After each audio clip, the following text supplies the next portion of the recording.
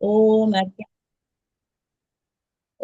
अज्ञानतिमिरन्धस्य ज्ञानाञ्जनशलाकया चक्षुरुन्मीलितं येन तस्मै श्रीगुरुवे नमः। श्रीचैतन्यमनोभीष्टं स्थापितं येन भूतले स्वयं रूप कदा मह्यं ददाति शापदन्तिकम्।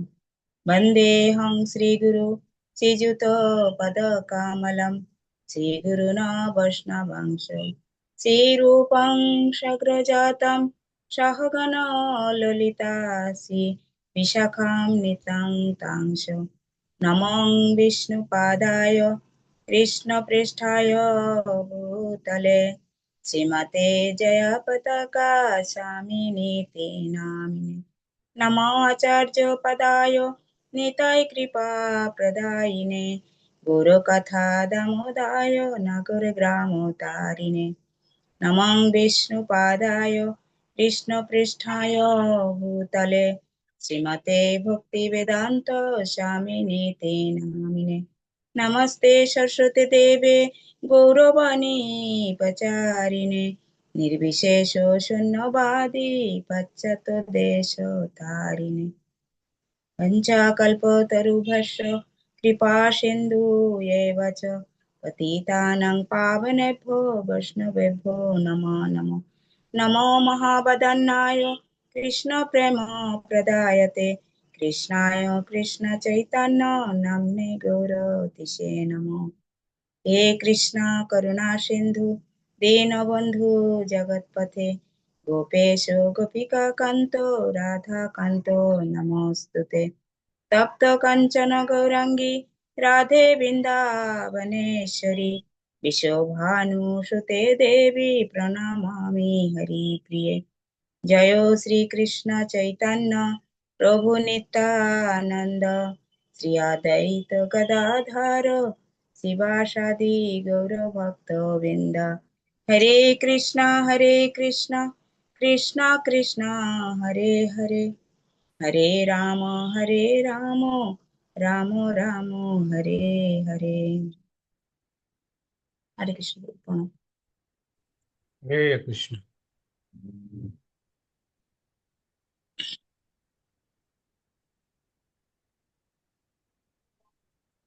সুমিত্রা মাতাজি পড়ুন আজকে।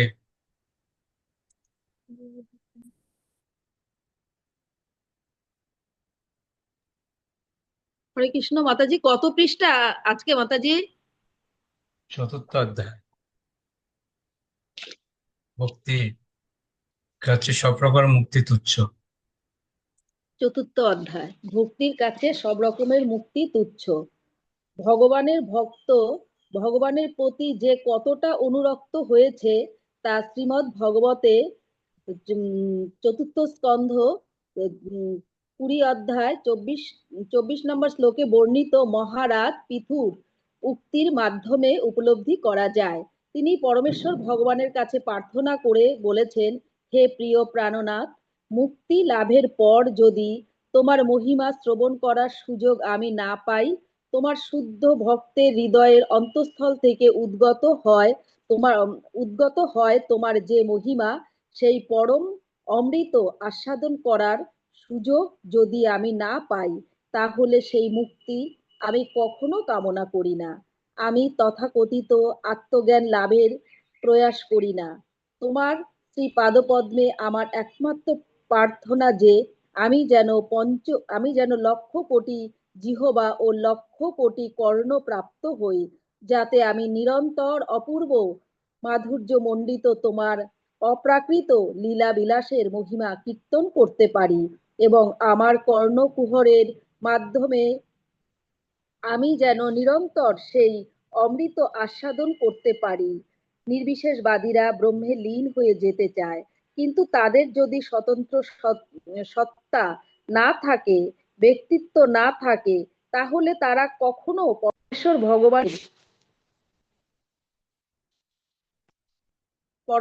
ভগবানের দিব্য লীলা কীর্তন করতে পারে না এবং শ্রবণ করতে পারে না, যেহেতু তারা পরমেশ্বর ভগবানের অপ্রাকৃত রূপ সম্বন্ধে কিছুই জানে না।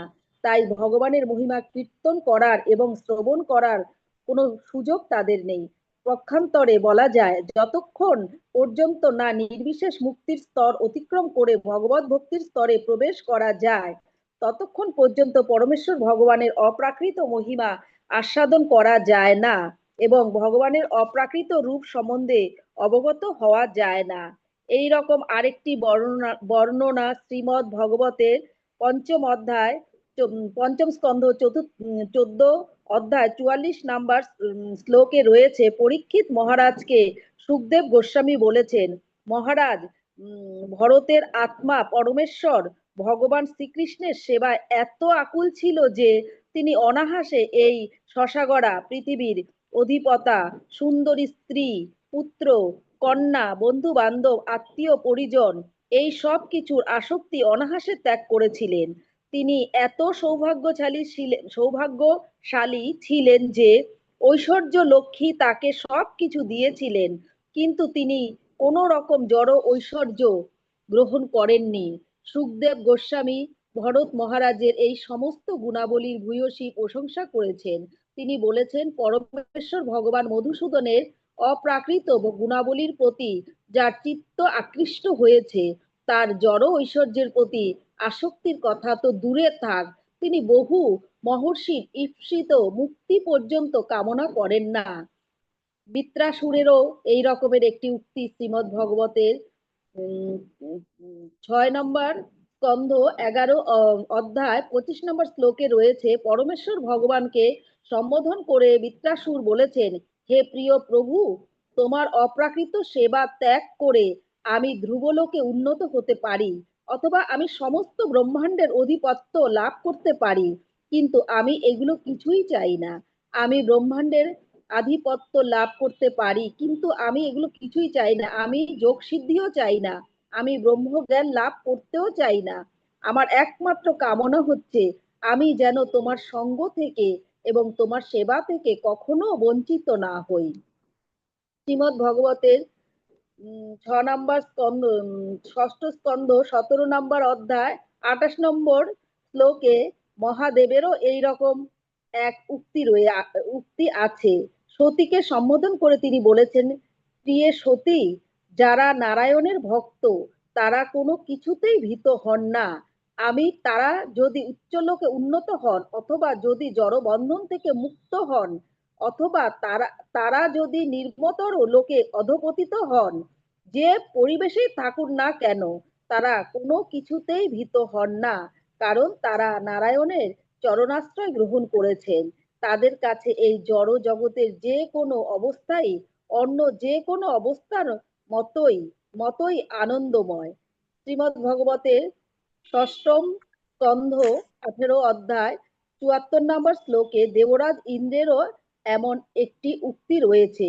ইন্দ্র তার মাতা অদিতিকে সম্বোধন করে বলেছেন, হে মাতো, যে সমস্ত মানুষ সব রকম কামনা বাসনা থেকে মুক্ত হয়ে পরমেশ্বর ভগবানের সেবায় যুক্ত হয়েছেন, তারা জানেন তাদের যথার্থ স্বার্থ কি।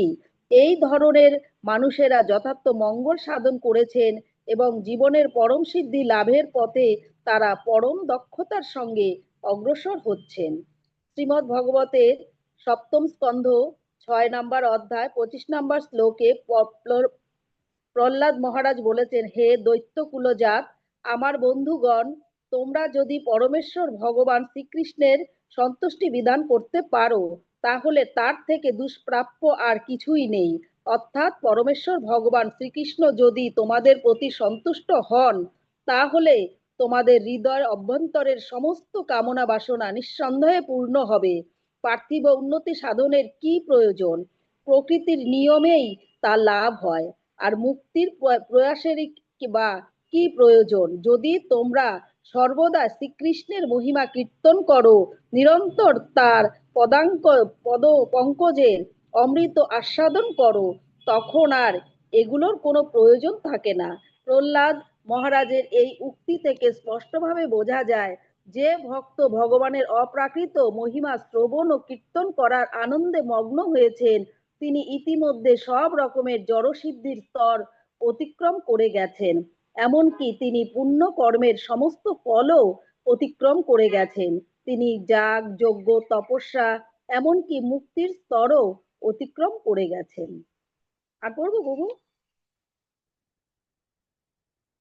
তেমনি শ্রীমৎ ভগবতের সপ্তম স্কন্ধে আট আট অধ্যায় 42 নম্বর শ্লোকে স্বর্গের দেবতারা যখন নৃসিংহ দেবের বন্দনা করেছিলেন, ইন্দ্র তখন বলেছিলেন, হে পরমেশ্বর ভগবান, আপনি সমস্ত জীবের পরমাত্মা এবং আপনি সমস্ত জীবের অধীশ্বর, তাই আপনি সব কিছুর প্রকৃত ঈশ্বর। বহুকাল ধরে আমাদের হৃদয় হিরণ্যকশিপুর ভয়ে ভীত ছিল, কিন্তু আমাদের প্রতি আপনি এতই কৃপা পরবশ যে তাকে হত্যা করে আপনি আমাদের হৃদয় থেকে সেই ভয় দূর করেছেন এবং আমাদের সুযোগ দিয়েছেন যাতে আমরা আপনাকে আমাদের হৃদয়ে অধিষ্ঠিত করতে পারি। দৈত্যরা আমাদের থেকে যে সমস্ত সম্পদ অপহরণ করে নিয়েছিল, প্রেম ভক্তি সহকারে আপনার সেবায় যুক্ত ভক্তের কাছে তার কোনোই মূল্য নেই। ভক্তরা মুক্তিকেও তুচ্ছ বলে মনে করেন। সুতরাং জনজাগতিক ঐশ্বর্যের কি কথা? প্রকৃতপক্ষে যোগ্য ফলদা ডিস্টার্ব করছে না, পাদপদ্মে সেবায় যুক্ত হয়ে সবকিছুই আপনাকে নিবেদন করা, কেননা আপনি হচ্ছেন সবকিছুর পরম ভোক্তা। ইন্দ্রের এই উক্তির তাৎপর্য হচ্ছে, ব্রহ্মা থেকে শুরু করে একটি ক্ষুদ্র পিপীলিকা পর্যন্ত কেউই জড় ঐশ্বর্যের ভোক্তা নয়। সকলেরই একমাত্র কর্তব্য হচ্ছে কিছুই পরমেশ্বর ভগবানকে উৎসর্গ করা। তার ফলে তারা আপনা থেকেই তার সুফল ভোগ করতে পারেন। এই বিষয়ে পুনরায় দেহের বিভিন্ন অঙ্গের খাদ্য সংগ্রহ করে তা রান্না করে উদরকে উৎসর্গ করার তুলনা দেওয়া যেতে পারে। উদরকে খাবার দেওয়া হলে শরীরের প্রতিটি অঙ্গই সমানভাবে আহারের ফল ভোগ করতে পারে। তাই সকলেরই কর্তব্য হচ্ছে পরমেশ্বর ভগবানের প্রীতি সাধন করা, তাহলে সকলেই আপনা থেকে তৃপ্ত হবে। এইরকম আরেকটি শ্লোক শ্রীমৎ ভগবতের 8 নম্বর 8ম স্কন্ধ 3য় অধ্যায় 20 নম্বর শ্লোকে রয়েছে, যেখানে ভগবানের কাছে প্রার্থনা করে গজেন্দ্র বলেছেন, হে প্রিয় ভগবান, আপনার সেবায় যে দিব্য আনন্দ লাভ করা যায় সেই অভিজ্ঞতা আমার ছিল না, তাই আমি আপনার কাছে জড়জাগতিক সুখ সুবিধা প্রার্থনা করেছিলাম। কিন্তু আমি জানি যারা শুদ্ধ ভক্ত, যারা আপনার শ্রী পাদপদ্মের সেবা করে সব রকমের বন্ধন থেকে মুক্ত হয়েছেন, তারা সর্বদাই আনন্দের সমুদ্রে নিমগ্ন এবং সেই জন্যই তারা সর্বদাই আপনার দিব্য গুণাবলীর মহিমা কীর্তন করে পরম তৃপ্তি উপভোগ করেন। তারা কোনো কিছুর আকাঙ্ক্ষা করেন না, কোনো কিছু প্রার্থনাও করেন না। হরে শ্রীমৎ কৃষ্ণ। ভগবান অনেক অনেক ধন্যবাদ মাতাজি। প্রণাম প্রভু। খুব সুন্দর সুন্দর পয়েন্ট আমরা পেয়েছি। তো আপনাদের কোন পয়েন্ট ভালো লেগেছে আপনারা শেয়ার করতে পারেন। তাহলে আমরা কয়েকটা পয়েন্ট নিয়ে আলোচনা করব, তারপর আমরা নেক্সট এগোবো। সুনির্মলা মাতাজি। হরে কৃষ্ণ প্রভু, প্রণাম প্রভু। প্রথমেই যে বলা হয়েছে না, চতুর্থ স্কন্ধের 20 অধ্যায়ের 24 নম্বর শ্লোকের মধ্যে মহারাজ পৃথুর উক্তি, যেটা উপলব্ধি করা যায়, খুব সুন্দর কথা বলেছেন। আমি যেন লক্ষ কোটি জিহ্ব ও লক্ষ কোটি কর্ণ প্রাপ্ত হই, যাতে আমি নিরন্তর অপূর্ব মাধুর্য মণ্ডিত তোমার অপাকৃত লীলাবিলাসের মহিমা কীর্তন করতে পারি, এবং আমার কর্ণকুহরের মাধ্যমে আমি যেন নিরন্তর সেই অমৃত আস্বাদন করতে পারি। খুব সুন্দর বলেছেন প্রভু এই কথাটা। এই কথাটা চৈতন্য চরিতামৃতের মধ্যেও ওই একটা তুণ্ড তাণ্ডবিনী যে শ্লোকটা আমার মনে নেই, ওইটা ওই বলা হয়েছিল। আর প্রভু, আর এখানের মধ্যে যতগুলো কোট দেওয়া হয়েছে সবকটাতে প্রার্থনা করছে সবাই, যে খুব সুন্দর ভাবে যে ভগবানের যে কথা, মহিমা কীর্তন করার কথা বারবার বলা হচ্ছে, সেটা খুব ভালো লাগলো। হরে কৃষ্ণ প্রভু। ওকে, অনেক ধন্যবাদ। সর্বরূপা মাতাজি।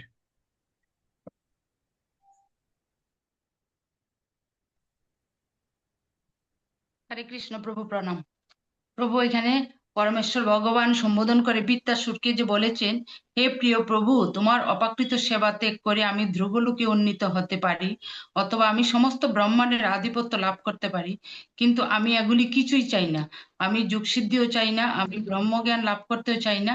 আমার একমাত্র কামনা হচ্ছে আমি যেন তোমার সঙ্গ থেকে এবং তোমার সেবা থেকে কখনো বঞ্চিত না হই। প্রভু, এটা আমার খুব ভালো লেগেছে। হরি বল। উজ্জ্বল প্রভু। হরে কৃষ্ণ প্রভু প্রণাম। মাতাজি যেটুকু বলছেন এতটুকুর মধ্যে আমি সংক্ষেপে বলতে পারি, মহান মহান ভক্তদের এখানে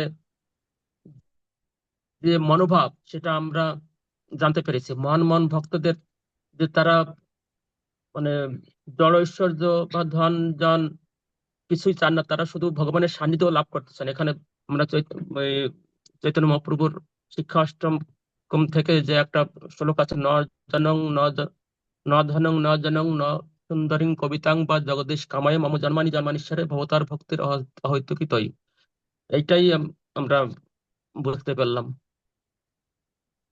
হরি হরি বল। শিলা হরে মাতাজি। কৃষ্ণ প্রভু।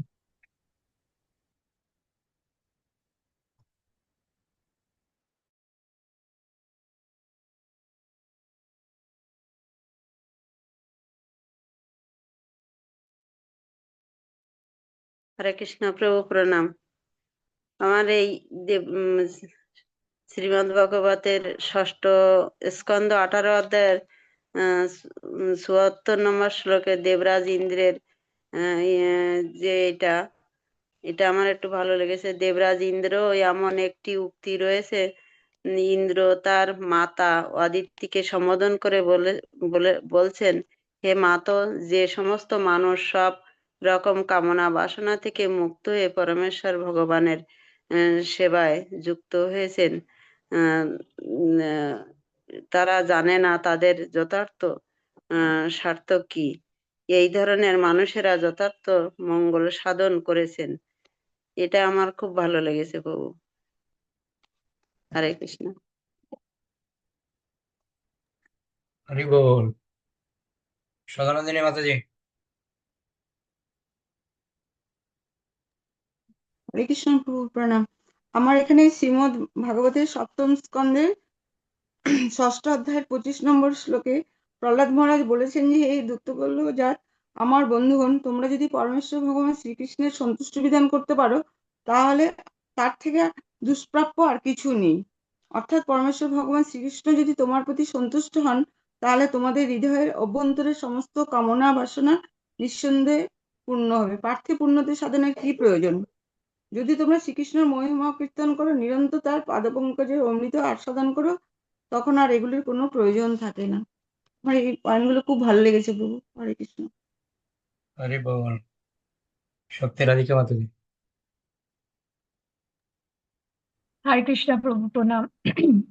প্রভু, আমার মহাদেবের উক্তিটা খুব ভালো লেগেছে যে যারা যারা শুদ্ধ ভক্ত, নারায়ণের ভক্ত, তারা কোনো কিছুতে ভীত নন।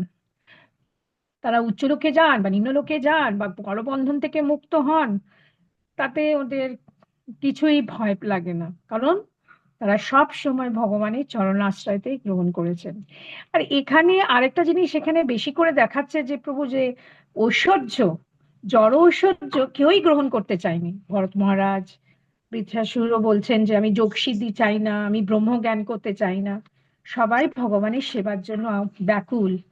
আর আরেকটা পয়েন্ট আছে, প্রভু বলছে যে ক্ষুদ্র পিপিলিকা ব্রহ্মা থেকে ক্ষুদ্র পিপিলিকা পর্যন্ত জড় ঐশ্বর্যের ভোক্তা নয়। তাই জন্য আমাদের একমাত্র কর্তব্য হচ্ছে ভগবানকে সমস্ত কিছু উৎসর্গ করা। যা আমরা আজ যা যা পেয়েছি, ভগবানকে উৎসর্গ পেলে সেই আনন্দটা সবচাইতে বেশি। হরে কৃষ্ণ প্রভু। হরি বল। হরি বল। খুব সুন্দর সুন্দর পয়েন্ট বেরোচ্ছে আমাদের। অনেকের মনে একটা প্রশ্ন হতে পারে, অলরেডি সেটা আমরা পড়েছি, আবার কেন সবাই বলছে? তো পড়েতে গেছি, আমরা হয়তো মনোযোগী ছিলাম, অমনোযোগী ছিলাম, কিন্তু যখন পুনরায় সেটা প্রত্যেকের উপলব্ধি যখন বলছে, সেটা আমাদের তখন কর্ণগহ্বরের মধ্যে স্পষ্টভাবে প্রবেশ করবে। এটা ডবল যখন একটা জিনিস শুনবো আমরা, তখন এটা আমাদের হৃদয়ের মধ্যে গাথা থাকবে এটা। তো সেজন্য যে পয়েন্টটা আমাদের ভালো লাগছে সেটা আমরা পুনরায় আবার রিপিট করা হচ্ছে, খুব ভালো। মাতাজি বলুন আপনি, সুমিত্র মাতাজি, নাম চেঞ্জ করবেন তো, রিয়েলমি 3 বলেন। হরে কৃষ্ণ প্রভু, আমার এটা খুব ভালো লেগেছে যে প্রহ্লাদ মহারাজ তার দৈত্যকুল জাত বন্ধু বান্ধবদের বলেছে যে ভগবান যদি সন্তুষ্ট হন তাহলে হৃদয়ের সমস্ত কামনা বাসনা দূর হতে পারে। তাই ভগবান যদি আমাদের প্রতিও প্রভু সন্তুষ্ট হন, এই যে আমাদের এত কামনা বাসনা রয়েছে এইগুলো যেন দূর হয়, আমরাও সেটা ভগবানের কাছে প্রার্থনা করব। অনেক কামনা বাসনা রয়েছে, এগুলো থেকে যেন আমরা মুক্ত হতে পারি। আমার এই পয়েন্টটা খুব ভালো লেগেছে প্রভু। হরে কৃষ্ণ, প্রণাম প্রভু। ওকে, হরি বল, অনেক ধন্যবাদ।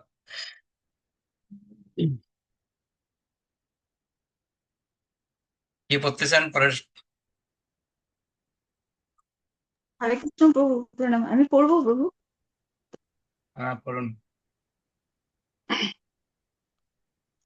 শ্রীমদ্ ভাগবতে নবম স্কন্ধের 4th অধ্যায়ের 67 নম্বর শ্লোকে পরমেশ্বর বৈকুণ্ঠনাথ দুর্বাসাকে বলেছেন, আমার ভক্তরা ভক্তিযোগে আমার সেবায় যুক্ত হয়ে সর্বদাই তৃপ্ত, এবং তাই তারা 5 প্রকার মুক্তিও আকাঙ্ক্ষা করে না। সেই 5 প্রকার মুক্তি হচ্ছে সাযুজ্য মুক্তি, অর্থাৎ আমার সাথে এক হয়ে যাওয়া। 2 নম্বর হচ্ছে সালক্ষ্য বা আমার লোকে বাস করা। 3 নম্বর হচ্ছে শাস্তি বা আমার মতো ঐশ্বর্য প্রাপ্ত হওয়া। সারূপ্য অর্থাৎ আমার রূপ লাভ করা। সামীপ্য অর্থাৎ আমার সঙ্গ লাভ করা। সুতরাং তারা যখন এই মুক্তিরও আকাঙ্ক্ষা করে না, তখন তুমি সহজেই অনুমান করতে পারো জড়জাগতিক ঐশ্বর্যের প্রতি এবং জড় মুক্তির প্রতি তারা কত নিষ্প্রিয়। শ্রীমদ্ ভাগবতে 10ম স্কন্ধের 16 অধ্যায় 37 নম্বর শ্লোকে নাগপত্নীরা, কালী ও নাগের পত্নীরা ভগবানের কাছে প্রার্থনা করে বলেছেন, হে পরম প্রিয় ভগবান, তোমার শ্রী পাদপদ্মের ধূলিকণা অপূর্ব মহিমা মণ্ডিত।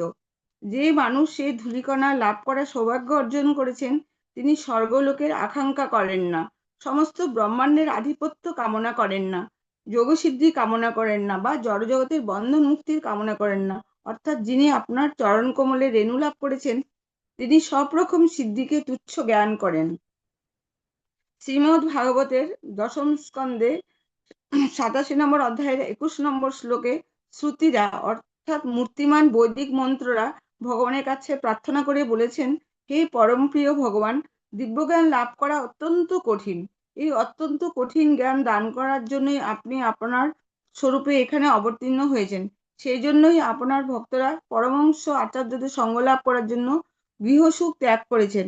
তারা এখন ভক্তিযোগে সম্পূর্ণরূপে আপনার সেবায় যুক্ত হয়েছেন এবং তাই তারা আর তথাকথিত মুক্তির আকাঙ্ক্ষা করেন না। এখানে আমাদের মনে রাখতে হবে, আত্মজ্ঞান লাভ করার অর্থ হচ্ছে আত্মাকে জানা এবং পরমাত্মা বা ভগবানকে জানা। আত্মা ও পরমাত্মা গুণগতভাবে অভিন্ন এবং সেই জন্যই উভয়কে ব্রহ্ম বলে সম্বোধন করা হয়।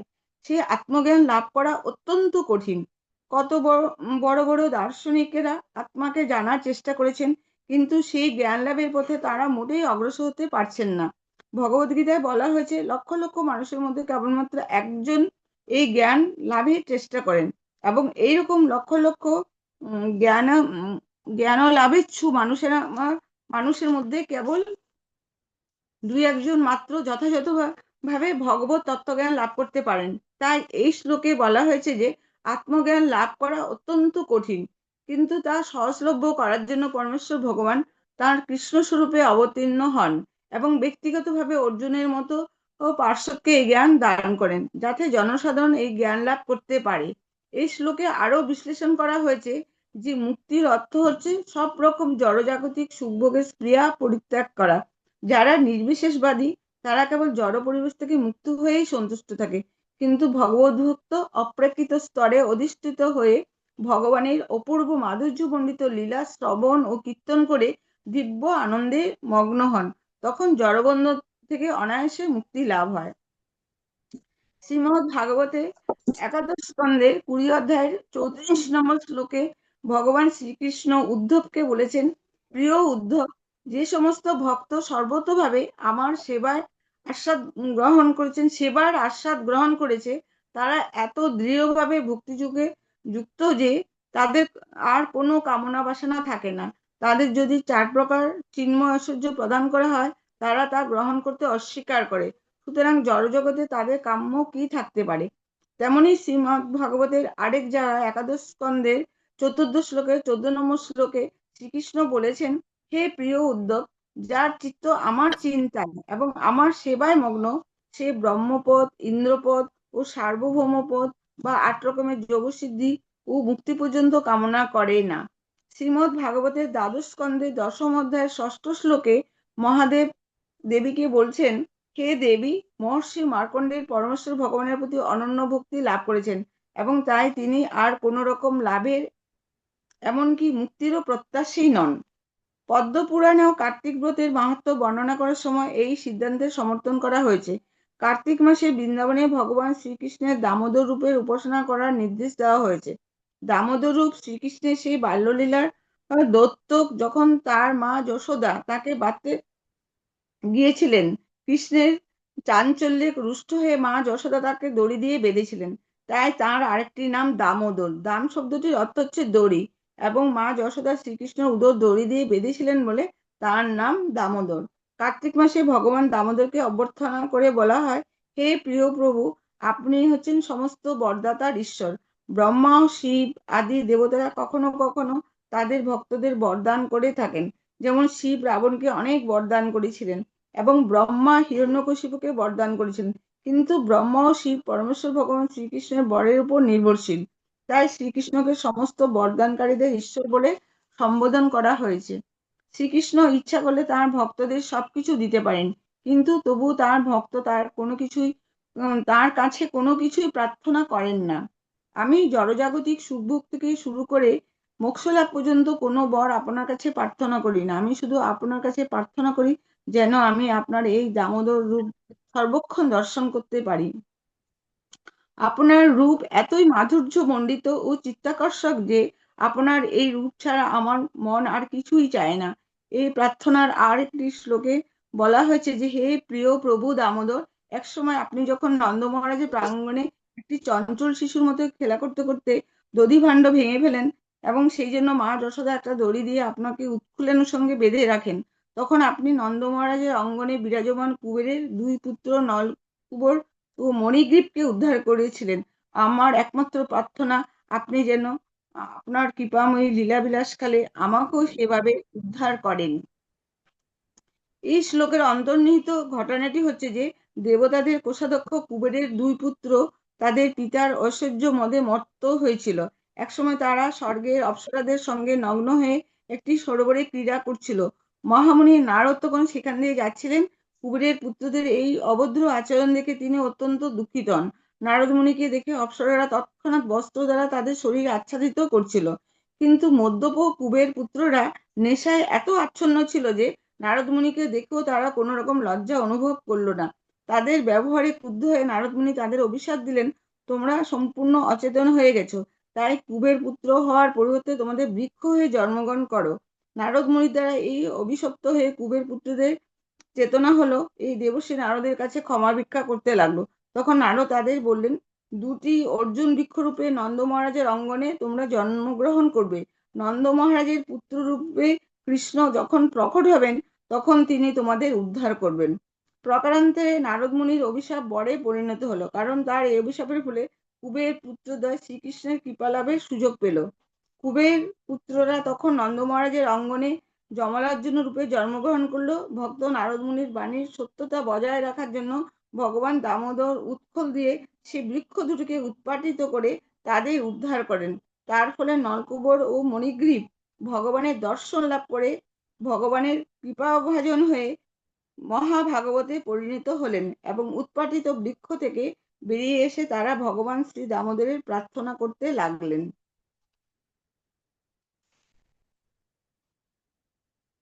হয় শিষ্য পঞ্চরত্নে একটি শ্লোকে বর্ণনা করা হয়েছে যে, পরম প্রিয় পরমেশ্বর ভগবান ধর্ম আচরণ করার জন্য আমি কোনো বর প্রার্থনা করি না, আমি অর্থনৈতিক উন্নতিও কামনা করি না, আমি ইন্দ্রিয় সুখও ভোগ চাই না এবং মোক্ষও কামনা করি না। আমার একমাত্র প্রার্থনা হচ্ছে আমি যেন চিরকাল আপনার শ্রী পাদপদ্মের সেবায় যুক্ত থাকতে পারি। কৃপা করে আপনি আমাকে এই বর প্রদান করুন। হর্ষশীর্ষ পঞ্চরত্রে আরেক জায়গায় বর্ণনা করা হয়েছে, ভগবান নিঃস্বদেব যখন প্রহ্লাদ মহারাজকে বরদান করতে চাইলেন, তখন প্রহ্লাদ মহারাজ কোন রকম জড়জাগতিক সুখ স্বাচ্ছন্দ্য প্রার্থনা না করে কেবল তার নিত্য সেবক হবার বর প্রার্থনা করেছিলেন। সেই সম্পর্কে প্রহ্লাদ মহারাজ ভগবান শ্রী রামচন্দ্রের নিত্যদাস হনুমানের উদাহরণ দিয়েছিলেন। হনুমানও ভগবানের কাছ থেকে কোনো প্রাকৃত বর প্রার্থনা না করার আদর্শ স্থাপন করেছিলেন। তিনি সর্বদাই ভগবত সেবা পরায়ণ ছিলেন। এই আদর্শ গ্রহণের জন্য আজও হনুমান সমস্ত ভক্তদের আরাধ্য। প্রহ্লাদ মহারাজও হনুমানকে তার সশ্রদ্ধ প্রণাম নিবেদন করেছেন। একটি প্রসিদ্ধ শ্লোকে হনুমান বলেছেন, হে ভগবান, তুমি যদি চাও তাহলে আমাকে এই ভববন্ধন থেকে মুক্ত করতে পারো, অথবা তোমাদের লীন হয়ে যাওয়ার সাযুজ্য মুক্তি দান করতে পারো, কিন্তু আমি এগুলি কামনা করি না। তোমার সঙ্গে আমার যে প্রভু ভৃত্যের সম্পর্ক, মুক্তির ফলে সেই সম্পর্ক যদি শিথিল হয়ে যায়, তাহলে সেই মুক্তি আমি কামনা করি না। নারদ পঞ্চরাত্রে এইরকম অন্য একটি শ্লোকে বলা হয়েছে যে, হে ভগবান, আমি ধর্ম, অর্থ, কাম ও মোক্ষের লেশমাত্র কামনা করি না। তোমার লোকে বাস করার সালোক্য মুক্তি অথবা তোমার মতো রূপ প্রাপ্ত হওয়ার সারূপ্য মুক্তি ইত্যাদি কোন রকম মুক্তি আমি প্রার্থনা করি না। আমি কেবল প্রার্থনা করি যেন নিত্যকাল আমি তোমার প্রেমময়ী সেবায় যুক্ত থাকতে পারি। শ্রীমদ্ ভাগবতের ষষ্ঠ অধ্যায় চতুর্দশ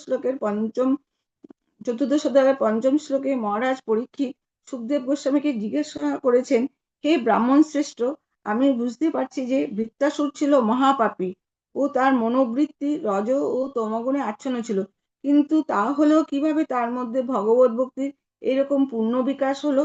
আমি শুনেছি যে কঠোর তপস্যা করেও সিদ্ধযোগী ও পূর্ণজ্ঞানী মুক্ত পুরুষদেরও ভগবানের ভক্ত হওয়ার জন্য সাধন করতে হয়। এই ধরনের ভগবত ভক্ত নিঃসন্দেহ অত্যন্ত দুর্লভ। তাই আমি আশ্চর্য হচ্ছি যে বৃত্তাসুর কিভাবে ভগবানের ভক্তপদ লাভ করলো। উপরোক্ত শ্লোকের সবচেয়ে গুরুত্বপূর্ণ তথ্য হচ্ছে যে ব্রহ্মের লীন হয়ে যাওয়ার অসংখ্য মুক্ত পুরুষের মধ্যে একজন বিষ্ণু ভক্ত অত্যন্ত দুর্লভ।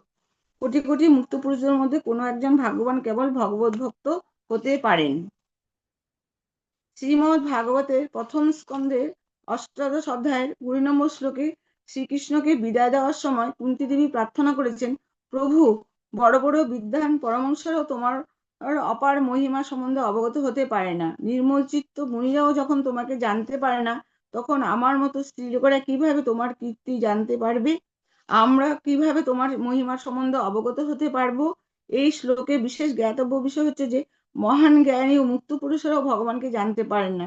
কুন্তী দেবীর মতো বিনয়ী ভক্তরাই কেবল তাঁকে জানতে পারেন, যদিও তিনি ছিলেন একজন স্ত্রী এবং স্বাভাবিকভাবে পুরুষদের থেকে অল্প বুদ্ধি সম্পন্ন, কিন্তু তবুও তিনি শ্রীকৃষ্ণের মহিমা উপলব্ধি করতে পেরেছিলেন। শ্রীমদ্ ভাগবতে প্রথম স্কন্ধে সপ্তদশ অধ্যায়ের 10 নম্বর শ্লোকে আত্মারাম নামে একটি শ্লোক অত্যন্ত মহত্বপূর্ণ।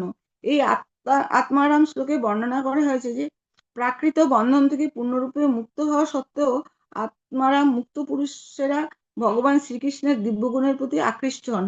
এই শ্লোকে বিশ্লেষণ করা হয়েছে যে মুক্ত পুরুষদের জড় সুখভোগের প্রতি কোনো আসক্তি থাকে না। তাঁরা সব রকম জড় কামনা বাসনা থেকে সম্পূর্ণ মুক্ত, কিন্তু তবুও তারা পরমেশ্বর ভগবানের অপ্রাকৃত লীলা শ্রবণ ও উপলব্ধি করার আকর্ষণ প্রতিহত করতে পারে না। তার থেকে আমরা বুঝতে পারি যে পরমেশ্বর ভগবানের মহিমা ও লীলা প্রাকৃত নয়। তা না হলে মুক্ত পুরুষেরা, যাদের আত্মারাম বলা হয়, তারা কেন ওই লীলার প্রতি আকৃষ্ট হবেন? সেটিই হচ্ছে এই শ্লোকের বক্তব্য। মুক্তি 5 রকমের, যা পূর্বেই বর্ণনা করা হয়েছে। সেগুলো হচ্ছে সাযুজ্য, সালোক্য, সারূপ্য, শাস্তি ও সামীপ্য। এই 5 প্রকার মুক্তির মধ্যে ভক্ত কখনোই সাযুজ্য মুক্তি গ্রহণ করেন না। অন্য 4 রকম মুক্তি যদিও ভক্তরা কামনা করেন না, কিন্তু সেগুলি ভগবত ভক্তির প্রতিকূল নয়। এই 4 প্রকারের মুক্তিপ্রাপ্ত মুক্ত পুরুষেরা ভগবান শ্রীকৃষ্ণের প্রতি অনুরক্ত হয়ে অপ্রাকৃত জগতে গোলক বৃন্দাবনে উন্নতি হতে পারেন। পক্ষান্তরে বলা যায়, যারা ইতিমধ্যে বৈকুণ্ঠ লোকে উন্নীত হয়েছেন এবং এই 4 রকমের মুক্তি লাভ করেছেন, তাদের চিত্তেও পরমেশ্বর ভগবান শ্রীকৃষ্ণের প্রতি অনুরাগের উদয় হতে পারে এবং তার ফলে তারা কৃষ্ণলোকে উন্নীত হতে পারেন। সুতরাং এই 4 রকম মুক্ত পুরুষেরাও জীবের বিভিন্ন অবস্থায় অধিষ্ঠিত থাকতে পারেন। প্রথমে তারা শ্রীকৃষ্ণ ঐশ্বর্য লাভের আকাঙ্ক্ষী হতে পারেন, কিন্তু পরিপক্ক অবস্থায় তাদের হৃদয়ে বৃন্দাবনের শুদ্ধ নির্মল কৃষ্ণ প্রেমের উদয় হয়, যা সুপ্ত অবস্থায় তাদের মধ্যে ছিল। অতএব শুদ্ধ ভক্ত ভগবত ভক্তির অনুকূল হলে অন্য 4 রকমের মুক্তি কদাচিৎ গ্রহণ করতে পারেন, কিন্তু তারা কখনো সাযুজ্য মুক্তি কামনা করেন না। নানা রকম ভগবত ভক্তের মধ্যে তিনি হচ্ছেন সর্বোত্তম, যিনি বৃন্দাবনের শ্রীকৃষ্ণের স্বয়ং রূপের প্রতি আসক্ত। এই ধরনের ভক্তরা কখনো বৈকুণ্ঠের ঐশ্বর্যের প্রতি আকৃষ্ট হন না, এমনকি শ্রীকৃষ্ণের রাজধানী দ্বারকার প্রতিও তারা আকৃষ্ট নন। ছিল রূপ গোস্বামীর সিদ্ধান্ত হচ্ছে, যে সমস্ত ভক্ত ভগবানের গোকুল বা বৃন্দাবন লীলার প্রতি আসক্ত, তারাই হচ্ছেন সর্বোত্তম ভক্ত। ভগবত ভক্ত ভগবানের কোনো বিশেষ রূপের প্রতি আসক্ত হওয়ার ফলে তিনি আর অন্য কোনো রূপের প্রতি আসক্ত হন না। দৃষ্টান্ত স্বরূপ বলা যায়, রাম ভক্ত হনুমান জানতেন যে ভগবান শ্রী রামচন্দ্র ও ভগবান শ্রী নারায়ণের মধ্যে কোনো পার্থক্য নেই, কিন্তু তবুও তিনি কেবল ভগবান শ্রী রামচন্দ্রের সেবারেই অভিলাষী ছিলেন। তার কারণ হচ্ছে ভগবান বিশেষ রূপের প্রতি ভক্তেরা বিশিষ্ট রুচি। ভগবানের অনন্ত রূপ রয়েছে, কিন্তু শ্রীকৃষ্ণ রূপ হচ্ছে তার স্বয়ং রূপ। যদিও ভগবানের ভিন্ন ভিন্ন রূপের সমস্ত ভক্তরা সমপর্যায়ভুক্ত, কিন্তু তবুও শাস্ত্রে বলা হয়েছে যে কৃষ্ণ ভক্তই হচ্ছেন সর্বশ্রেষ্ঠ। হরে কৃষ্ণ। হরি বল। খুব সুন্দর, অনেক সুন্দর সুন্দর পয়েন্ট।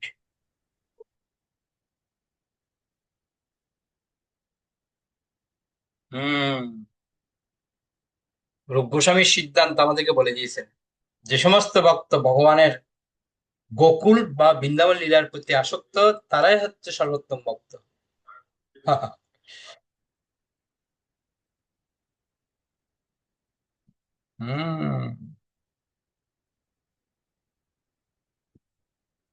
কে কি বুঝতে পারলেন?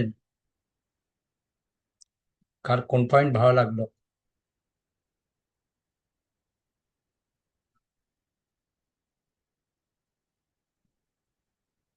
এত সুন্দর সুন্দর পয়েন্ট আমরা দেখতে পাচ্ছি। হরে কৃষ্ণ প্রভু প্রণাম। আমার না একদম লাস্টের ওই জায়গাটা খুব ভালো লেগেছে, মানে ওইটা আমার মধ্যে হয়। ভগবত ভক্ত ভগবানের কোনো বিশেষ রূপের প্রতি আসক্ত হওয়ার ফলে তিনি আর অন্য কোনো রূপের প্রতি আসক্ত হন না। দৃষ্টান্ত স্বরূপ বলা যায়, রাম ভক্ত হনুমান যেমন শ্রী রামের পুজোই করতেন, সেরকম আমার মনে হয় যে দ্বিভুজধারী ছাড়া আমার আর কোনো কিছুকে ভালো লাগে না। এই যে দ্বারকায় গেছি, মনে হচ্ছে খালি ওই রূপটাই আমার মনে খালি দেখাতে দর্শন করতে পারি, দর্শন করি মনে হয়। এটা মানে আমার নিজের সাথে মিলেছে। হরে কৃষ্ণ। মিত্রবৃন্দ মাতাজি। হরে কৃষ্ণ প্রভু। এই অধ্যায়টা পড়ে, এই অধ্যায়টার নামটাই হচ্ছে যে ভক্তির কাছে সবকিছু সব রকমের মুক্তির অতি তুচ্ছ। তা সবার উপমা, সবার মানে সবার উদাহরণগুলো দিয়ে সবাই যে বলছে যে ভক্তিটাই একমাত্র মানে আসল। তো এটাই বুঝলাম যে আমাদের আমাদের এই যে 5 রকম যে মুক্তি, ভক্তরা কখনো এই মুক্তিগুলো চায় না। আর দ্বিতীয় হচ্ছে এই যে শ্রীমদ্ ভাগবতমে যে মানে 6 অধ্যায়ের হম 6 স্কন্ধ 17 অধ্যায় 18 নম্বর শ্লোকে যে নাগপত্নীরা, না না সরি সরি, এই নাগপত্নীরা এতে 10ম স্কন্ধেতে বলেছে, যেটা ওটা বলেছে যে ভগবানকে বলছে যে আপনার চরণধুলি এতই এই যে মানে মাধুর্য মণ্ডিত, মহিমা মণ্ডিত, যা মানে যার লাগে। তো যখন এই যে নৃত্য করেছিল ভগবান মানে নাগের উপরে, তো তখন তো তার চরণধুলি লেগেছিল, তখন তার নাগপত্নীরা এটাই এবারে বলেছিলেন যে তোমার চরণধুলি যেহেতু পেয়েছে সে মানে মানে তার মানে জীবন মানে সে মানে সে মানে সে আর কি মানে তার কি অনেক ভালো। তো সেটাই আর কি এখানে এইটা আমার উপলব্ধি হলো। নাগপত্নীরাও মানে কালীনাগের যে পত্নীরা মানে ভগবানের কাছে প্রার্থনা করে বলেছেন যে পরম ভগবান তোমার শ্রী পাদমের ধূলিকণা এত অপূর্ব মহিমামণ্ডিত, মানে যে লাভ করে সে সৌভাগ্য অর্জন করেছে। তা উনি তো মানে নাগপত্নীরা তো এটাই দেখেছে যে আমার মানে আমার আমার মানে প্রভুকে মানে ভগবান এই যে করেছে, পদধূলি দিয়েছে, সেটাই প্রার্থনাটা আমার বেশি ভালো লেগেছে এই জায়গাটা। হরি বল। সর্বরূপা মাতাজি।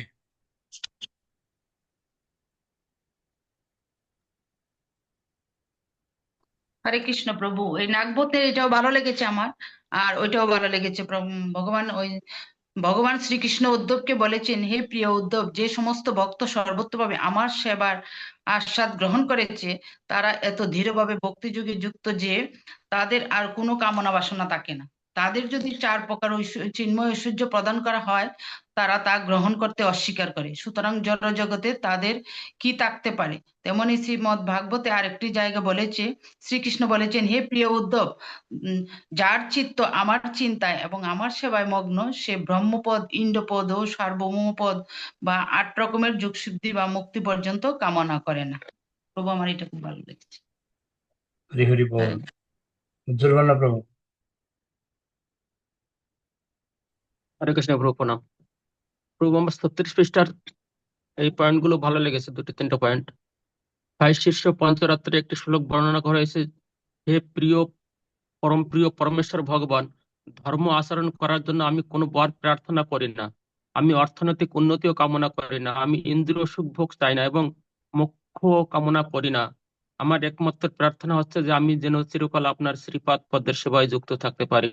কৃপা করে আপনি আমাকে সেই বর প্রদান করুন।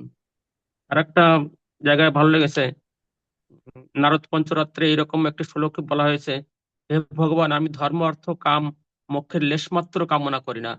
তোমার লোকে বাস করার সালোক্য মুক্তি অথবা তোমার মতো রূপ প্রাপ্ত হওয়ার সারূপ্য মুক্তি ইত্যাদি কোনো মুক্তি আমি প্রার্থনা করি না। আমি কেবল প্রার্থনা করি যেন নিত্যকাল আমি তোমার প্রেমময় সেবায় যুক্ত থাকতে পারি।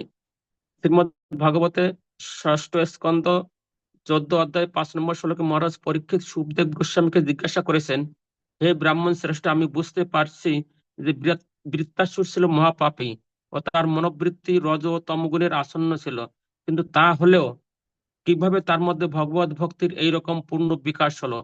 আমি শুনেছি যে কঠোর তপস্যা করে সিদ্ধ যোগী ও পূর্ণ জ্ঞানী ও মুক্ত পুরুষদের ও ভগবানের ভক্ত হওয়ার জন্য সাধন করতে হয়। এই ধরনের ভগবত ভক্তি নিঃসন্দেহে অত্যন্ত দুর্লভ। আমি আশ্চর্য হচ্ছি যে বৃত্তাসুর কিভাবে ভগবানের ভক্ত পদ লাভ করলো। এই এই 3টে পয়েন্ট আমার ভালো লেগেছে। এখন আমার একটা প্রশ্ন, বৃত্তাসুর অসুর হয়েও কিভাবে ভগবত পদ লাভ করলো প্রভু?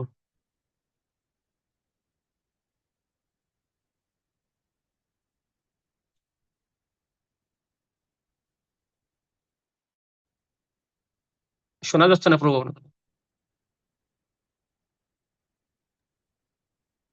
এর পরের শ্লোকে বললো না, পরের বেড়াতে বৃত্তাসুর কি করে মহান ভক্ত হলো? এর পরেরটা পড়ুন, তারা পেয়ে যাবেন। আরেকটা বিষয় সবাই একটু চেষ্টা করবেন, সেটা হচ্ছে উম, যে পড়েছেন ওর মূল নির্দেশটা বলার চেষ্টা করবেন, কারণ পুরোটা রিডিং করতে গেলে আবার অনেক টাইম লেগে যাবে। তো মূল নির্দেশটা যদি আপনি নিজের ভাষায় বলেন সব থেকে ভালো। ওকে, শিলার আলী মাতাজি। হে কৃষ্ণ প্রভু প্রণাম। এই কুন্তী দেবীর এই প্রার্থনাটা 37 পৃষ্ঠায়, এটা ভালো লেগেছে আমার। শ্রীমদ্ ভগবতে প্রথম স্কন্ধ 8 অধ্যায় 20 নম্বর শ্লোকে শ্রীকৃষ্ণকে বিদায় দেওয়ার সময় কুন্তী দেবী প্রার্থনা করেছেন, প্রভু, বড় বড় বিদ্বান ও পরমহংসরাও তোমার অপার মহিমা সম্বন্ধে অবগত হতে পারেন না। নির্মল চিত্ত মনিরাও যখন তোমাকে জানতে পারে না, তখন আমার মতো স্ত্রী লোকেরা কিভাবে তোমার কীর্তি জানতে পারবে? আমরা কিভাবে তোমার মহিমা সম্বন্ধে অবগত হতে পারবো? এটা আমার খুব ভালো লেগেছে প্রভু। হরে কৃষ্ণ। অনেক ধন্যবাদ। সুনির্মলা মাতাজি। কৃষ্ণ প্রভু, বলছি প্রভু, এখানে যে হনুমানকে যে দাস্য ভক্তের যে উদাহরণ দেওয়া হয়, মানে ভক্তি নটা অঙ্গের মধ্যে, তো এখানে দেখা যাচ্ছে যে উনি নিজেই সেখানে প্রার্থনা করে বলছেন যে আমি শুধুমাত্র প্রভু ভৃত্যের সম্পর্কটাই আমি চাই, আর অন্য কোনো কিছু চাই না। খুব সুন্দর করে এখানে বর্ণনা করা হয়েছে প্রভু। হরে কৃষ্ণ। শক্তি রাধিকা মাতাজি। হরে কৃষ্ণ প্রভু প্রণাম। প্রভু, আমার না এখানে একটা প্রশ্ন বা ডাউট আছে প্রভু। এখানে না কুন্তী দেবী কে বলছেন যে তিনি ছিলেন একজন স্ত্রী, স্বাভাবিকভাবে পুরুষদের থেকে অল্প বুদ্ধি সম্পন্ন। তো গুরু মহারাজ একটা ক্লাসে বলেছিলেন যে এই যে অল্প বুদ্ধি সম্পন্ন নারীরা, তারা কিন্তু ভক্তের আন্ডারে না, ভক্ত নারীদের কথা বলা হচ্ছে না। তো কুন্তী দেবী তো খুব বড় ভক্ত ছিলেন প্রভু, তাকে কেন অল্প বুদ্ধি সম্পন্ন বলা হলো? না, ডাইরেক্টলি বলছে না, তিনি বলছেন যে এটাই, যে পুরুষদের থেকে অল্প বুদ্ধি সম্পন্ন, পুরুষদের থেকে অল্প বুদ্ধি, নিজেকে মানে সরাসরি বলছেন অল্প বুদ্ধি, পুরুষদের থেকে তো স্বাভাবিক একটু কম হতে পারে, বুদ্ধি কম হতে পারে। এখানে কিন্তু একটা পয়েন্ট ব্যবহার করেছে, যে বিশেষণ স্বাভাবিকভাবে, ঠিক আছে, এই কথাটা একটু খেয়াল করুন। বলছে স্বাভাবিকভাবে, যদিও, এখানে একটা পয়েন্ট যদিও, আবার একটা পয়েন্ট হচ্ছে স্বাভাবিকভাবে, এই পয়েন্টগুলি কিন্তু বুঝতে হবে। যদিও তিনি ছিলেন একজন স্ত্রী এবং স্বাভাবিকভাবে পুরুষদের থেকে অল্প বুদ্ধি সম্পন্ন, মানে পুরুষদের থেকে অল্প বুদ্ধি সম্পন্ন স্বাভাবিকভাবে, কিন্তু তবুও তিনি শ্রীকৃষ্ণের মহিমা উপলব্ধি করতে পেরেছিলেন। বুঝতে পারলেন কথাটা? এখানে একটু বিশেষণগুলো আমাদের বুঝতে হবে। তার মানে ওনাকে বলছে না যে ডাইরেক্ট তিনি অল্প বুদ্ধি সম্পন্ন না, তিনি মানে তুলনা করছে, পুরুষদের থেকে তুলনা করছে ওনাকে। আর গুরু মহারাজ যেটা বলছে, এটা ভক্ত যদি হয়, মহান ভক্ত হয়ে গেলে তখন তাদের বুদ্ধি অল্প থাকে না, অনেক হয়। তবুও কুন্তী দেবী সে নিজে বলছেন, মানে নিজেকে কত দীনত ভাবছেন দেখুন, কুন্তী দেবীর ভাবনাটা দেখুন। যারা শুদ্ধ ভক্ত আচ্ছা তারা ওই তারা নিজেকে কখনো কুকুর বলছে, কখনো এটা এটা বলছে, কখনো তো নিচে নামাচ্ছে তারা, তার মানে কি সেটা কি না তাদের কিছু পরিবর্তন হচ্ছে না? ভক্তরা অনেক কিছু বলে, যে নিজেকে অনেক দিনহীন খাঙ্গাল কত কিছুর সাথে তুলনা করে, কিন্তু বাস্তবে তারা অনেক উন্নত মানের ভক্ত। ঠিক সেরকম কুন্তী দেবীও সেম আমাদেরকে বোঝাচ্ছেন। ওকে। আরেকটা প্রভু, শুদ্ধ ভক্তরা কখনোই এই সাযুজ্য মুক্তি বা কোন রকম মুক্তি আশা করেন না, কিন্তু এখানে না একটা লাইনে বলছে শুদ্ধ ভক্তরা কখনো কখনো কদাচিৎ কিন্তু এই 4 রকমের মুক্তি গ্রহণ করতে পারেন। শুদ্ধ ভক্তরা গ্রহণ করেন প্রভু এই 4 রকমের মুক্তি, সাযুজ্য মুক্তি ছেড়েই দিন, অন্য মুক্তি যেগুলো হলো সালোক্য সারূপ্য শাষ্টি সামপ্য, শুদ্ধ ভক্তরা তারা কদাচিৎ গ্রহণ করেন, এখানে এখানে একটা লিখেছেন। পয়েন্ট, এখানে একটা পয়েন্ট হ্যাঁ, বলেছে, করেন না, কদাচিৎ করেন। যদি হয়তো কারো হ্যাঁ প্রয়োজন মনে কদাচিৎ, হয় যে কদাচিৎ কখনো হয়তো করতে পারে, এটাই। করে না স্বাভাবিকভাবে, কোনো প্রয়োজন হলে হঠাৎ করে হয়তো প্রয়োজন করতে পারে, কদাচিৎ করতে পারে, কিন্তু যারা শুদ্ধ ভক্ত তারা এটাকে কোনো প্রয়োজন মনে করে না। এটা কিন্তু এই বলে না, বিশেষণগুলো আমাদেরকে বুঝতে হবে। কদাচিৎ কোনো কোনো সময় হয়তো করতে পারে প্রয়োজন অনুসারে, প্রয়োজন আছে মনে করে, কিন্তু সচরাচর শুদ্ধ ভক্তরা এই 5 প্রকারের মুক্তিকেও তারা তুচ্ছ মনে করেন। এরা তো প্রথম হেডিংই বলে দিয়েছে। ওকে, সর্বলীলা মাতাজি।